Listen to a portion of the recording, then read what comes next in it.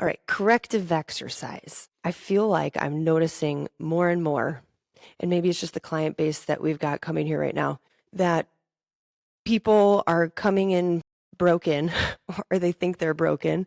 And really, it just comes down to some different training tweaks that we have to make in order to help their pain. Like, for instance, I've got one who she started about a year ago with extreme hip pain, knee pain. She was in an accident when she was younger. Doctors essentially told her she would never work out again because she was like so roughed up. And the more that we trained with her correctly and around the needs of her body, like she's squatting and lunging and running with weight, like she couldn't even get out of bed before. You know what I mean? Sure. And a lot of times I'll talk to people who come in and they're like, well, I've got knee issues. And at whatever big box group fitness gym down the street, that when we do lunges, they're just like, just skip them if they hurt. And it's like, well, that doesn't really help me if I'm just like skipping stuff left and right. What do you mean skip it? So, and I know you are someone who's really in tune with corrective exercise, and that's like your wheelhouse. Yeah. You know what I mean? And when I first started training too, corrective exercise, I'm like, what? It sounded so complicated and scary and like technical and like something I'd need an extra degree or something for, that it kind of like intimidated me when I first started training, trying Yeah. to think about all of the sciencey things behind it.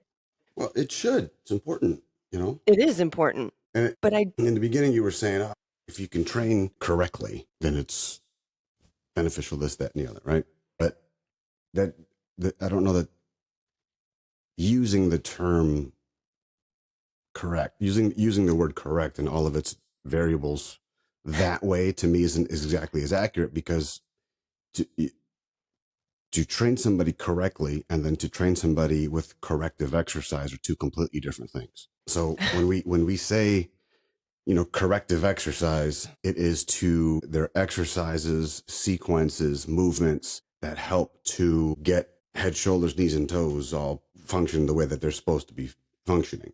Pain is a symptom that something's wrong. So, you know, when we're not doctors, right? We should, even after the last 5 years or so, I still think we should still trust physicians yeah. to some degree. But, you know, and what you said about that, the big box place or wherever that was, when somebody says to skip an exercise, I mean, if it's in a group setting versus a one-on-one, it's easier to, and not necessarily unsafe, to skip said exercise, especially if you don't know what the fuck you're doing. But That's my point. the usual suspects for back pain, knee pain, the culprits for them are almost always the same. So that's the way I've learned to simplify the scary parts of corrective exercise, not including, I mean, I just like the shit.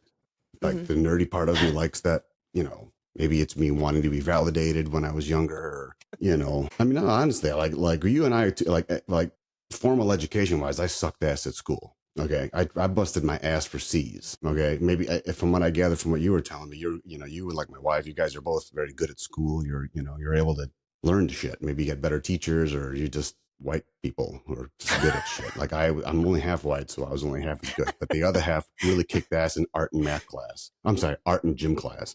I had just happened to be good at math too, which was totally random. But that's because the other half, that's not white, is Asian. So I guess as a Filipino, we're good at math sometimes, and DJing and basketball and becoming nurses. But anyways, I digress. I like the corrective exercise. You know, we talked about a trainer looking the part in the last episode. From a sales standpoint, sure, you want to look, no one's going to want to buy exercise advice from somebody who's a fat ass, or somebody who's, you know, seemingly lazy, doesn't put the work in, and so on. The irony is you can have somebody who's totally lazy, totally a manipulator, to, you know, that kind of sociopath who looks the part and can just sell salt to a slug, and all of a sudden they're wildly successful when they don't know dick. Yes. So, Oh my gosh. Yes. and that's part of the reason why Facebook groups, which we've talked about also, is so successful with pointing people in said directions. And there's why there's influencers that are, you know, getting paid to do nothing at all, And we lie to them, telling them that it's what's on the inside that counts and everybody's special. The fuck out of here. Like, you have no skills. Taking pictures of your feet is not a skill. Like, I'm sorry. Fucking stupid. But it can You make you let me money. fucking just get naked. Like, that's called porn. I mean, it works, obviously. I think America's the worst of it in the entire fucking world. So good for you. But let's not make any mistake. Well, yeah, and A, what you said. you have to Go ahead. be a female. There's got to be a spot where the Lord split you in order for you to fucking make that money. Get the fuck out of here. Hey, I'm just telling you like it is, okay? And B, you didn't do shit to earn it. You were born that way. You know what I'm saying? Oh, let me Well, back up yeah, and again. what My you said medicine hasn't about, kicked in yet, so I'm kind of all over. but what you said about, in a group setting at the big box place, if they're telling you to skip an exercise in a group setting, it's not unsafe to skip the exercise if they don't know what they're doing, which a lot of people don't. It would probably be more unsafe to tell that person to do the lunges anyway. But like here, we're in a group setting, and I'll never tell people just skip it. It's like, all right, well, instead of lunges, let's do this. Or, you find an alternative that helps, because skipping the lunges isn't going to help you overall. Like Maybe you're not, still going to have your I have knees. skipped exercises because it depends on the situation where somebody comes in. If I have a class of 10 to 15 people, and somebody says Mhm. this exercise is hurting my knees, right? Let's just say, oh, you come to me, oh, my knees hurting, hurts to lunge. Well, what the fuck does that mean? Right? Yeah. Our job is to ask, what the fuck does that mean? Does it hurt to push up, to land, to be stable? Like, what does that mean? Because how it hurts and when it hurts helps us figure out what hurts. Because Right. then it's like certain exercises, if it's a leg part of the workout, simply swapping that out with a variety of safe exercises is easy. Then we can skip it all Mhm. day, and I don't need to worry about anything because I can easily bypass. If it The hurts pain. to decelerate, meaning you step and you land and you go down, and that hurts. That tells me some shit. Like, cool, all right. We're not necessarily we're quad driven. We're not recruiting gluten extension. We're maybe we get on some hamstring strength, some knee integrity. We get some terminal extensions in, and that's an easy fix to do if you know what you're doing, which obviously we do. Mhm. Then it's easy to skip it all together. Like, and that's just for that person. No big deal. The bad part is when you go skipping exercises and you don't have a replacement. Because then that shows you don't know what you're doing, or you don't have an idea or how to go about asking, Mhm. which means not only do you probably not know what you're doing on an exercise standpoint, but you probably don't know what you're doing from a training standpoint in terms of communication with somebody. Okay, so just blindly skipping some shit, unless you're willing to say, you know what, for now, let's skip it because I need to dive into that one later. Yes, Different story. absolutely. Yeah, it's somebody newer that you don't know that well yet. You haven't really had a Yeah. chance to assess that specific issue. Like, and you got 12 other people around you in a fast moving workout. Can't just stop Yeah. and, assess their knee. Have to save that for another time. So, Which I mean, in hopefully that would have case, it all makes been sense. done prior. Right, right. The fascial system. The way I always describe it to people is it's like a mesh net that covers your body. So all of your muscles, tendons, everything is all connected head to toe by that mesh net that sits on top of it. And when you've got muscles that are overactive or working too hard, like you said, which is usually based, like you said, on, muscular patterns that you've built over time, then those muscles tense up over and over and over again, and they start pulling on that net. And when you pull on that net, it starts to pull elsewhere. So if you've got hip issues and it's pulling through your hip up through the top of your leg bone, like you were talking about, then not only is that pulling there, but it's pulling all the tendons down through your thigh now too, which leads right back down to your knee. So a lot of times mid class, if I know what the issue is, a lot of people, the knee pain is a tight IT band. And if I can put them on their side for a minute, put a yoga block between their knees, roll their IT band out really quick, almost every time they stand up, they do a lunge and like, oh, that feels a lot better. And because you've now loosened up that part of the muscle that is working too hard, and it's released the tension that was pulling on the tendons and things through the knee. But you also said that the culprits for knee pain are almost always the same. What did you mean by that? Like, what are always the culprits for knee pain in your experience? Well, first of all, pain is subjective, Yeah, right? that's true. If it's sharp versus ambient pain, achy pain, if there's been a trauma in the past, I mean, folks who have never done anything, and like complacent folks who haven't done much, sedentary, let's just say, I shouldn't say complacent, sedentary people who just hop off the couch one day, you're going to have knee pain, back pain, and so on. Body hasn't moved in any kind of way besides going to and from work, going to your daily routines, okay, in a while. So it's different. The load is different. Neurologically speaking, the pathway is different. The brain's trying to tell the body to do certain things, and it's got to knock the rust off. Like that's how it goes. If somebody's going to come to me with lower back pain, the first thing I'll ask is, what's their flexibility like? Are they sitting a ton? And it's not because I'm asking if they've been sitting because they're complacent, but I need to know if they're sitting, whether it's commuting in an office and then they get home and their home responsibilities are, such that they're not doing much, even if it's walking versus some kind of activity. All right, well, then maybe we're looking at a situation where some of the low back muscles have begun to shut down or are just weak. You have overactivity in the hips because either being used too much or not enough. Runner's knee, jumper's knee, that kind of thing happens a ton when you just simply need to have some more hydration to keep that TFL hydrated. You need to get your fascial system loose with flexibility. The fascial system will sit down and choke the muscle for life and out of protection.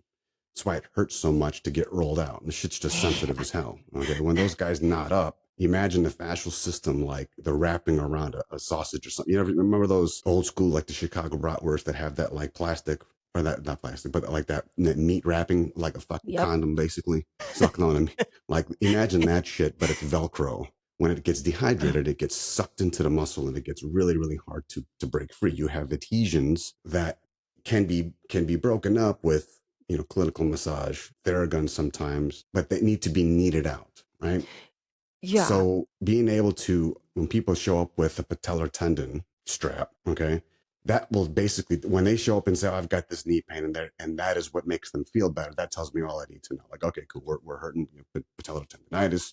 Have you been running? No. Are you jumping? Usually if it's a runner or a jumper, that'll tell me like where that pain is coming from. Then I'll go for, like I said, to simplify that part of the conversation, my usual suspects for knees, let me pull it back in here. My usual suspect for knees would be about hip flexibility, hydration, the ability to control the body on a descent if it hurts to go up and down the stairs. I'll go after whether or not, first of all, if there's ever been a trauma, right? And then anything after that is about day to day, what are we looking at? And if it feels better to go up the stairs versus down the stairs, then I know if the glutes are weak, if we're generally using quads before we're doing anything else, lifting anything below the waist, the low back comes from sitting a shit ton because then your hips get shut down, gets super tight. And what that would mean is when the two of the primary hip flexors, your psoas major and iliacus, those two they kind of quote unquote form together for the short version term of iliopsoas, which is actually two muscles, but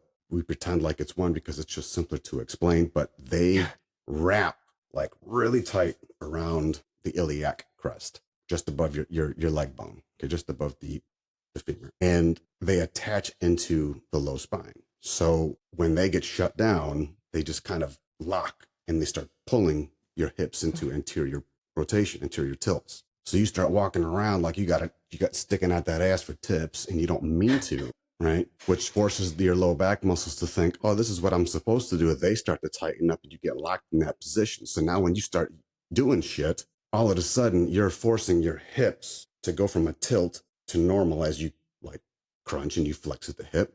Well, that's going to cause tension because now you're asking muscles, especially the abdominal complex, to start doing shit, to loosen up muscles that are like set in stone almost. So you need to, like, if someone has a low back issue, let's just say I got back pain. Okay, are you sitting a ton? My first question is, when's the last time you've done any like core work, any basic crunches? Not just core work, because that's way too complicated of a term. Yes. When's the last time you've done any crunches, any leg lifts, any kind of quote unquote core work where your hips have got to flex? Okay, and if it's, well, I don't know, I haven't done forever, then it's like, okay, bet now we know what to do.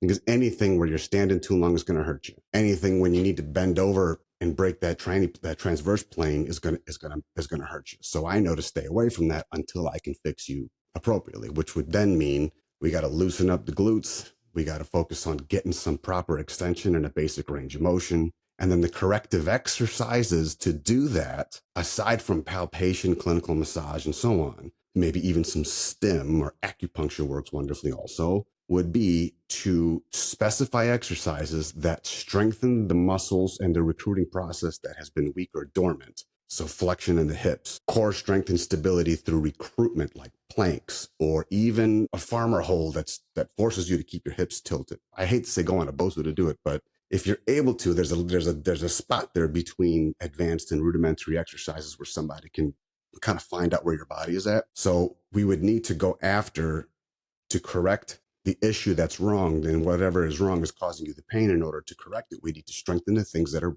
weak, while at the same time, forcing the muscles and the sequences that have taken over that are causing you pain to die down a bit. That's what corrective exercise is. Yes. It's not just blindly driving through shit without thinking about when and where the compensations start to kick in. Because if you don't know when the compensations start happening, you're going to end up, throwing mud on the wall and hoping that something sticks, which could make shit worse too.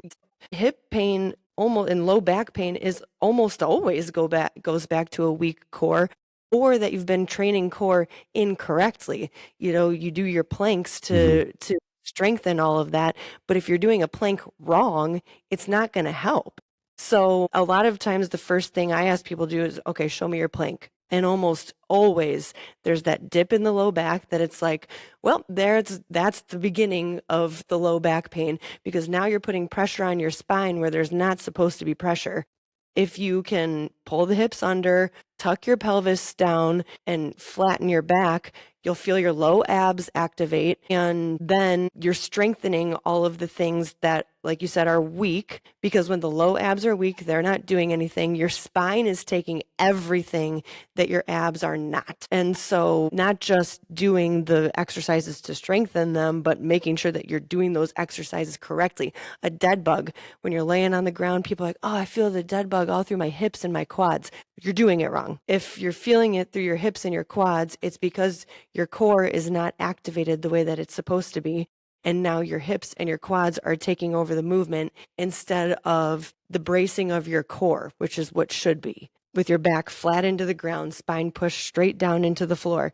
So it's once I realized that corrective exercise isn't if you understand how the body works and the proper chain of events through any exercise, then all you have to do, it's like backwards mapping, tracking it back to the origin, right? Well, yes, but you said, if you got a weak plank, now your spine is doing stuff that your core should be doing. Again, and that when we say that, we don't mean, it's not literally, because your spine it's just bone, right? Bones are stupid. They don't do shit unless the muscles tell them to do something. Okay. Right. So they're taking more pressure than they should. Because there are muscles that are pulling on that spine that are doing the job of others when they shouldn't be. Because, there are over 80 effing muscles in the trunk of the human body, for fuck's sake. It doesn't take very much to throw a monkey wrench in the whole mix, right? And if you think about why it's happening so much, it's because cars, mattresses, stairs, chairs, lazy boys, airplanes, anything that we've sit down. Think about it. You think that there's a Cro-Magnon where you're walking around with back pain? Get the fuck out of here. Yeah, maybe from trying to kill a mammoth, jackass. No, it's common. It's not the end of the world. So if somebody's trying to I can't lose weight because of my back pain. Get your fucking ass out of here. I ain't trying to hear that shit. You know what I'm saying? Yeah. That's what makes it so complicated, from a solving shit standpoint, because yes, over 80 muscles, right?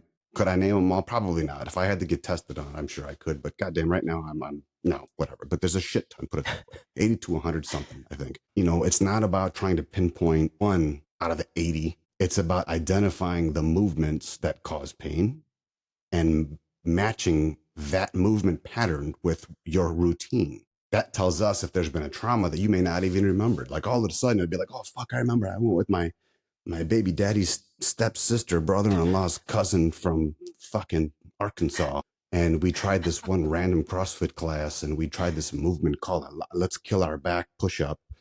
And the goal was to get every fucking plate and dumbbell we could find and stack it on this bar and just yank that shit like a jerky chicken. Mm-hmm. Now that I think about it, yeah, I felt something back there. Like, oh, fuck.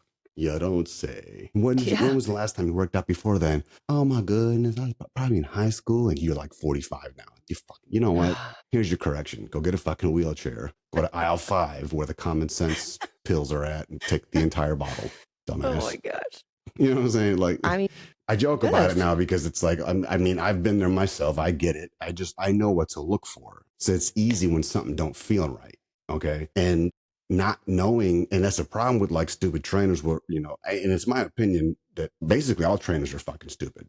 I'm sorry. Until it gets to be a point where there's a unified practice or where something's been totally regulated. Until something's been totally regulated, then it's going to be an issue that it's kind of all over the place. Now, the beautiful part in that is it helps to support trainers who, I mean, like myself, who are not very good at the books. I need to see it in real time to associate what I'm reading and being taught in an actual PD environment to understand what this looks like. Okay, what does compensatory muscle action look like when the iliopsoas has been shut down and they're complaining about an achy pain most of the day, especially, well, achy pain at nighttime, hurts to lay on their side, hurts even more to lay on their back, but when they're on their stomach, pain is relieved. Can move, but can't really rotate. Can lift certain things, even heavier things, but can't decelerate with a load. Like, to me, it's like, oh shit, okay, cool. You read all of that, and it's like, what the fuck does that even mean? What do you mean decelerate with a load? What is that? Like the exclusive part of the OnlyFans? Like, what the fuck does that even mean? Oh, can't, you know what I mean? I can't rotate. Like, what is this? Like a fucking zone defense? I don't get it. Right. But when you can read the words and you put them into application, okay, decelerate. We go down, we slow down, we have a load, we're carrying something. So if it hurts me to decelerate, why is it hurting my back to slow down? If I'm stepping down or off something, if I'm jumping and I land, that's a deceleration. Hurts to do that. Does it hurt upon landing, or does it hurt after I've landed and I'm starting to absorb the momentum of my landing? Those are all indicators. And once you learn how to piece that shit together, it's like, wow, okay, cool. The reason why this is working and this isn't working is because these things are actually making it worse. You're trying to fix something by making something worse, but you don't know it because you're treating something that is not a part of the problem in the first place. You're creating a new one, right? So like being able to see it as it's being taught, or as you're reading it and having something to actually to put it together on, is where, to me, the education actually lies. And to the industry's credit, that's why we have things like continuing education. Okay, a chiropractor I used to work with back home, you know, we were doing CEUs for trainers for a while to help get that kind of squared away for people to learn how to rebuild shit, you know, understand what's going on with you, because it's not always about hitting the weights heavy, you know, while lean muscle is a cure-all. That's not necessarily, you don't necessarily start jumping into deadlifts and shit and you know, hey, look at me, I'm gonna be A-okay as long as I can fucking move this PR. Like, fuck out of here. That's not how it works. Well, yeah, and I might be good at book stuff, but the part of the book stuff that was really, really hard for me when I was getting my cert was the overactive and underactive muscles, because you know, your knees pulling in, it's like, okay, but which side is overactive and which side is underactive? I'd be like standing next to my desk at home, like squatting and moving my knees around, trying to see if I could tell which side it was pulling from, because that's not something that you can really like memorize, because it's going to be different based on the movement patterns, based on the daily routines, based on exactly where the pain is at. And it's hard when you're at a bigger box gym where they're handing you a group workout and say, here, this is what you're doing today, when they didn't even write it in the first place. And now they're supposed to be able to analyze exactly how each person is moving and how to fix it. Like, that's crazy. Unless you've been taught it. I mean, if you were taught how, you know, here's what you look for, here's why. You know, to your point, that's an issue in the fitness industry, is a lot of trainers are not taught that. It's here, walk the floor and make some sales, or here's a group of 20 people walking in. This is the workout from Yeah. corporate today. Mm-hmm. Make sure everybody leaves happy. It's the more things get Oh yeah, healthy commercialized, the people, harder it is educated to. clients. Healthy and educated clients are bad for business. Why do you think there are stupid shits like vaccines and whatever else? Like healthy patients are bad for business for big pharma, right? And it's not Yeah. easy. I mean, again, I'm a fan of Western medicine. Okay, my wife is the one that's uber super against the shit, and even then, it's within reason. But I don't. I personally, as I've gotten to see kind of how things work, I can't say she's not wrong. I mean, Mhm. there's some shit that just don't make sense. I mean, COVID, if COVID hasn't shown that to you, I don't know what will. You just don't want to know. You know what I mean? There's a level of your own health and fitness. You got to, I mean, at some point, you got to ask yourself, man, I wonder how the caveman dealt with or the cave woman dealt with this. And it's like they didn't. As long as we have cars, beds, chairs, like the motherfuckers slept on rocks. Desks. Yep. Desks. I mean, they slept on rocks and in the fields, and what the fuck. They were fine. Well, we don't. I mean, don't get me wrong. I'm not saying that they didn't. I'm pretty sure some fucking Aborigine fucking gatherer had runner's knee. It just wasn't called runner's knee back then. But then again, when you're running all day, every day with a Shaka Zulu ass fucking spear to go eat, that's what you do every day. The chances of you I mean, are you being is it being overused? Sure. But they don't have processed foods to fuck their bodies up. So they probably heal just fucking fine. They drink They water when they're probably thirsty. felt fucking pain in their knee and were like, oh, look, and then ate a fucking berry and, and they're back to normal. But here, what do? My knee fucking hurts. Give me fucking ibuprofen, popping I gotta pills sit on the like that. couch. You know what I mean? Yep. Shit like that did not exist. So if you can't, you put that kind of shit into perspective, and all of a sudden you're like, well, are we getting, now I'm not saying we got to get rid of cars, get rid of your No. stairs, get rid of your fucking beds and chairs. I'm not saying that, but when change happens, change must occur, right? So you have these things in your life to make things easier and more comfortable. Okay, maybe we put the work into to get the body to adapt to it, not to succumb to it. Ooh, that's a good one. That was a good one. Yeah, I think it's it's always about understanding what's going on with your body and why it's going on and finding a solution rather than just saying, well, I guess I can't do anything.